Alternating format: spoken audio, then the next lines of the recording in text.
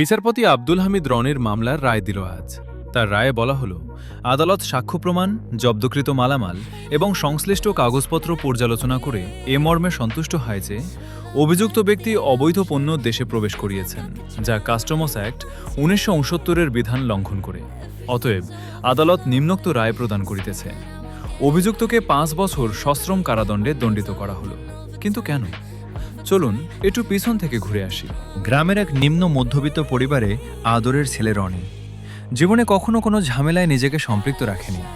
ঝগড়া বিবাদ দেখলেই ১০ হাত দূরে চলে যায়। গ্রামের প্রকৃতির সাথে তার ছিল এক অন্য রকমের সখ্যতা।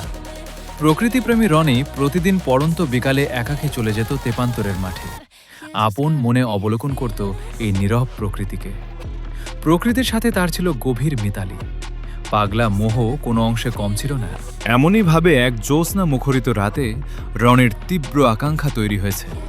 আজ সে সারা রাত তার প্রিয় সেই দক্ষিণা মাঠে একাকী শুয়ে শুয়েতে চাঁদ দেখবে। সেদিন চাঁদও ছিল পূর্ণ। জ্যোৎস্না তার খুবই ভালো লাগে, এই জন্য প্রায়শই সে জ্যোৎস্না দেখে। তবে আজকেরটা ভিন্ন। আজ সে তেপান্তরের মাঠে একাকী জ্যোৎস্না দেখবে। মাঠে তখন কেউ থাকবে না। চারদিকে নিস্তব্ধতা বিরাজ করবে। প্রকৃতি তার আপন শব্দ পৌঁছিয়ে দিবে মাঠের প্রতিটা রন্ধ্রে রন্ধ্রে। যেই ভাবনা সেই কাজ। রনি রাতে খাবার খেয়ে পরিবারকে বলল, আজ রাতে শিয়াবদের বাসায় থাকবে। শিয়াব রনির খুবই কাছের বন্ধু। ছেলে খারাপ না, গ্রামে তার সুনাম আছে। এজন্য রনির বাবা মাও তাকে শিয়াবের সাথে মিশতে বাধা দেয় না। প্রায়ই সে শিয়াবদের বাসায় থাকে। এজন্য পরিবারের কাছেও বিষয়টা নর্মাল হয়ে গেছে। রাত তখন গভীর হতে শুরু করেছে। রনি তার গন্তব্যপানে একাকী হেঁটে যাচ্ছে। পশ্চিম পাড়ায় তার প্রিয় জায়গাটা। পথিমধ্যে কবরস্থান পড়ে। রনির কিছু মনেই করে না। তার ধর্মীয় শিক্ষা যথেষ্ট। এজন্য জিন ভূত তার খুব একটা ভয় লাগে না। তাছাড়া যুগে যুগে প্রকৃতি প্রেমীদের সম্মুখে এগুলো কখনোই অন্তরায় সৃষ্টি করেনি। প্রকৃতি প্রেমীরা প্রকৃতির সৌন্দর্য উপভোগ করতে কখনো মাঠে, কখনো ঘাটে, কখনো বা জঙ্গলে একাকী চলে গেছে। আজ রনিও সেটাই করছে। রনি এতক্ষণে দক্ষিণা মাঠে পৌঁছে গেছে, যেখানে বসে বসে সে একটা তেজস্বী সূর্য সময়ের পরিপাকে মেঘের দেশে মিলিয়ে যেতে দেখে। একটা ধ্রুব তারা বিশাল আকাশে জ্বরে উঠতে দেখে। আজ সেই মাঠেই রনি একটা পূর্ণ চাঁদ অবলোকন করছে। সূর্যের কাছ থেকে চুরি করা আলো চাঁদটা কত সুন্দর করে পৃথিবীর প্রতিটা আঙিনায় ছড়িয়ে দিচ্ছে। শহরের নিয়নবাতি মাঝে এই নরম আলো দেখা যায় না। শহরের কৃত্রিম আলো এই স্নিগ্ধ আলোকে ঢেকে দেয়। তবে আজ গ্রামের ভিতর থেকে খুব সুন্দর করে এই আলো উপভোগ করছে রনি। তার খুবই ভালো লাগছে। তার কবি প্রতিভা যেন প্রস্ফুটিত হতে যাচ্ছে। এই নিস্তব্ধ মাঠে রনি একা। তারপরও তার ভিতর কোনো রকম ভয় কাজ করছে না। সেই মাটির সাথে মিশে গিয়েছে। জীবনের কতটা প্রহর পর আজ এই নিশতি রাতে রনি নিজের নিথর শরীরকে মাটির সাথে মিশিয়ে দিল। মাথার নিচে দুইটা হাত দিয়ে এক নাগারে জ্যোৎস্না দেখে যাচ্ছে। আকাশের বিশালতা আপন মনেই তাকে ভাবিয়ে তুলছে। সৃষ্টিকর্তার কি বিশাল সৃজন! এসব ভাবতে ভাবতে তার দুটি চোখ নিজের অজান্তেই এক হতে চাইল। এমন তো অবস্থায় কারা যেন তাকে জার করে তুলল। রনির জ্ঞান ফিরতেই আবিষ্কার করল সম্মুখে কয়েকজন খাকি পোশাক পরিহিত দায়িত্বরত পুলিশ অফিসার দাঁড়িয়ে আছে। এটা দেখে সে তো হতভম্ব হয়ে দাঁড়িয়ে গেল। বাকরুদ্ধ হয়ে তাদের দিকে চেয়ে আছে। এত রাতে তারা এখানে কি করছে? তাহলে কেউ কি তাদের কাছে রনির বিষয়ে কোনো ভুল তথ্য দিয়েছে?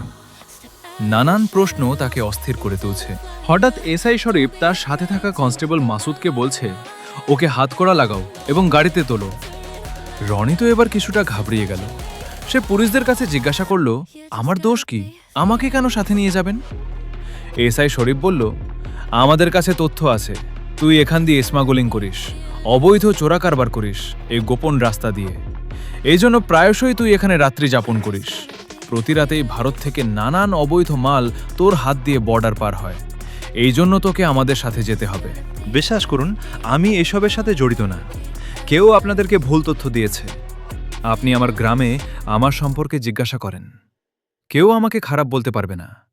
তুই যদি এতই ভালো হোস তাহলে এই রাতে এখানে কি করিস? আমি তো এখানে চাঁদ দেখতে এসেছি।